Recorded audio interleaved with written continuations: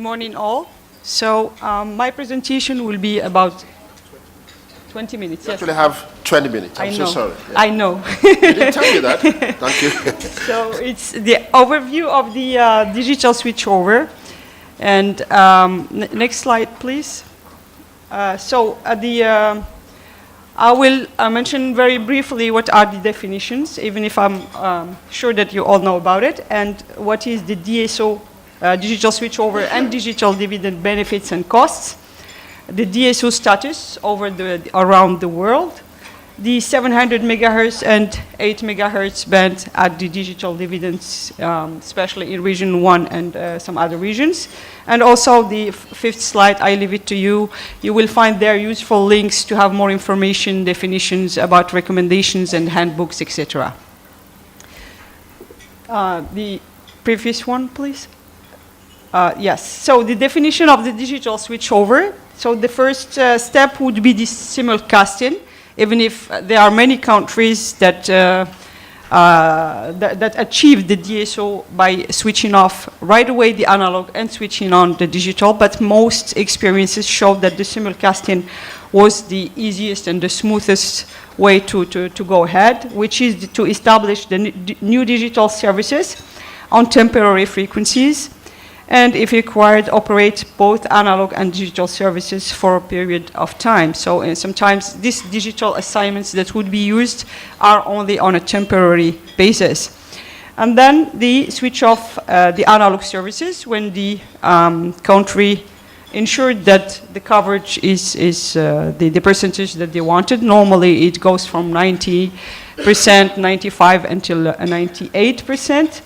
And the third step would be the restocking, which means the change of the frequencies for the digital services. So once you switch off the analog, you go back to your planned digital frequencies.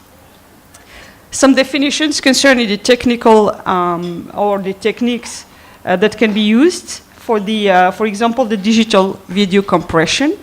And this compression or this technique reduces the transmission side of the video signal, and that's why we have this advantage of the digital assignments, where we can fit more than one TV channel in one assignment frequency channel, and also have a better quality. Digital modulation, as an example, co-FDM minimizes the multipath interference effect, and the needed transmitted power is reduced. And the third part, which is the single frequency network, which means that we built a network for digital transmitters using the same frequency, synchronized, of course. So the DSO, digital switchover benefits, of course, as I already mentioned, instead of many digital programs, using one frequency channel, whether it is a 6 or 7 or 8 megahertz rasters or bandwidth, if you prefer. Improved picture and sound quality, potential for interactivity, and of course economies for broadcasters. They will save more money as they will share transmitters, and also there is a reduction in power consumption if you compare the digital transmitter with the analog one. And finally, of course, the digital dividend, which is the released part of the part that can be used for other services, and as an example for IMT. Digital dividend benefits, of course, you also know that. So it is, what is the digital dividend? Is the significant amount of high quality radio spectrum, because you all know that the 700 and 800 megahertz, they have really good propagation properties. So, and this released amount can be made available for new services such as IMT, or also to increase the TV offer, like for example now the UHD TV 4K and HK. For the economical part, and concerning the regulators, the auctions and bids processes to award freed-up bands to new services, and finally, from the economical point of view, new business opportunities. So this is the DSO word, and this is according to the ITU database. I want you to know that I am not confirming that this is 100% correct, even if it's coming from ITU. And the answer why I mean, it's very simple because this data is what the administrations provide to us. So please, and I'm taking this opportunity, if any country here sees that there is missing or they are ongoing and they are like not known or not completed, please to do what is necessary to inform us so that we have an updated data. So according to the actual data, you can see we have 28% of countries that achieved the transition to digital television, and we have 35% ongoing, and even bigger percentage are unknown, 37% that are unknown, and it means that we have no information for that. So I count on all of you to give us the information if you have it. Now for the Americas, we have the completed 11% and ongoing 70%. And you can see also 72% unknown. So we need to do something about that. The ESO Global Situation, so this is by regions. I made some statistics by regions, so it can also give you an idea. For the completed DSO, you can see that the green part of the pie, 69% are from Europe that completed. And for the Americas, it's the orange, so 7% in the Americas that's completed the transition to digital. And the right chart shows the ongoing DSO, and you can see Africa is the winner here, with 52% ongoing. Next slide, please. So this is a table. 3 months or 4 months ago, we sent a questionnaire to all administrations from the Central America and Caribbean to ask them to complete or to fill in the questionnaire, online questionnaire. And these are the replies that we received. So you can see that for the implementation, yes, partially or no, or not yet, and also the dates for starting date, and also analog switch off. So I leave it to you. I understand that all the presentations will be on the web, so you can go into details later. Next.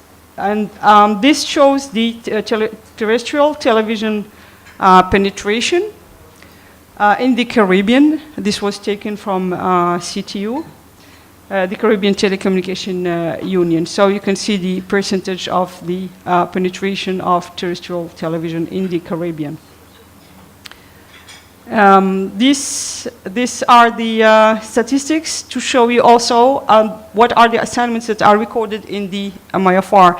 I mean, we speak about transition to digital, release of digital dividend, or new services, new applications, and most of them, I mean, if we're not talking about cable or satellite, all of them, they need the spectrum. And for that, it is very important to ensure that you have the necessary or the assignments or the spectrum that you need to make in service and in good operation the services that you need. So that's why it's very important to notify to the ITU whatever you have. Can you go please to the chart for the, yes, this one. So you can see here that the statistics are really low, and it doesn't mean that this administration have no assignments. It's not true.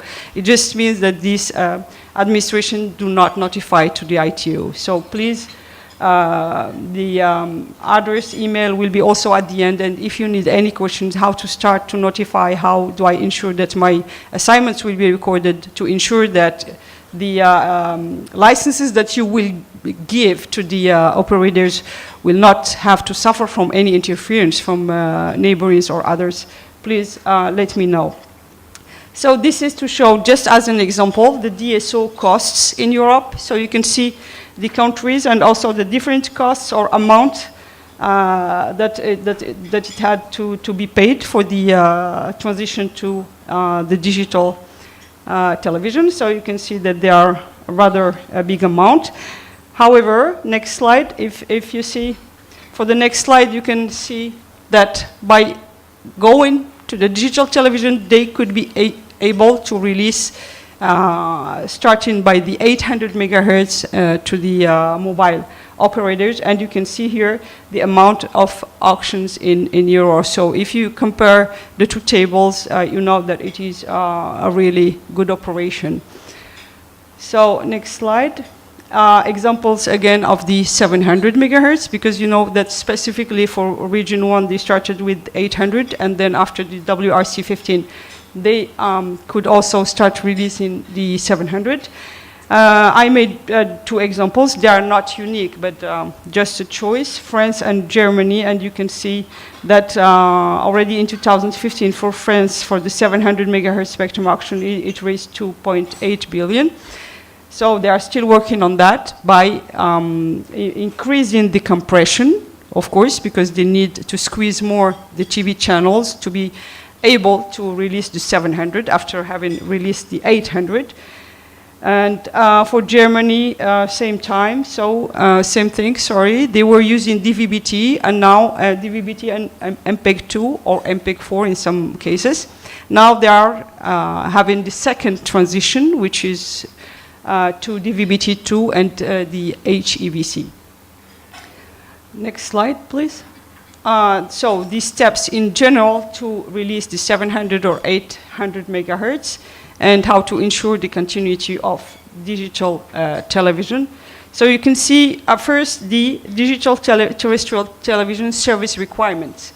How do we define that? So first, evaluate the content that needs to be taken into account. The present one and of course the future one. And also to ensure that the current demands have to be met. So as the example, no loss of capacity or content, and demands can be met of course with the introduction of DVB-T2 and HEVC, because again that allows you to squeeze more programs and to release more bandwidth in the UHF band. Then we have the national decisions, which is planning the spectrum. You need frequencies to put into operation your digital transmissions. Of course, introducing new technologies, DVB-T2 or ATSC or DTMB or ISDBT, depends. The table that we saw before was showing different standards that were adopted by different countries. And also to ensure that for the existing licenses and contracts that everything is taken into account, not to leave anyone on the side. And finally, re-engineering the transmission sites. The third part, and which is very important, I mentioned, in order to avoid any interference and to ensure the investment of your operators by avoiding any harmful interference, and by ensuring that the coverage area or population that you planned is well served. So it is important to have the common understanding about national requirements and access to spectrum. So first you need to know where do you want to put the TV and release 800, 700, etc. What are the technology to be used? And second, the coverage and the compatibility analysis, taking into account the neighboring. In this time, you don't only calculate for yourself how that your sites are going to operate without interference, but also to take into account the neighboring, not to interfere them and not to get any interference from them. And step 3, to formalize this agreement. We will see, I think in session 3, a dedicated presentation on the international coordination, and I will go more into details. So as I mentioned, the last slide is concerning the useful links, so you can, if you're interested in more details in the assistance that was given by ITU as roadmap for the transition to digital television, reports done by ITU are relevant study groups or commissions, study commissions, and also there is, we established or we put into the I2R frequency asked questions on the digital dividend. So if you have any questions on digital dividend, transition, DSO, analog switch off, etc., you will find all the answers there. And of course, there is our website concerning the broadcasting and the training, so if you're interested in some models. So with that, I thank you very much for your attention. Thank you. Thank you, Ilham. You've taken 15 minutes out of 20. Thanks, that 5 minutes for the audience. So, on that note, can you please give another round of applause? Basically, Ilham has given us a global overview of what has happened on DSO. She has given us some benefits. She's defined the terms and all the developments which have led to DTTs. She has mentioned the areas, particularly in Europe, and how auctions have generated billions and millions of dollars. I didn't see any country in the Caribbean in those auctions. Maybe in the course of our discussions, I would find out why the Caribbean is a bit shy of auctioning the bands that could bring a lot of revenue to them. Not for that reason, but as a way of generating revenue. We've also seen how the steps that needs to be taken, 700, 800, and she also has given us some links to the situation. So those links are very useful if you're doing some research work or you want to compare what's happening in other parts of the globe.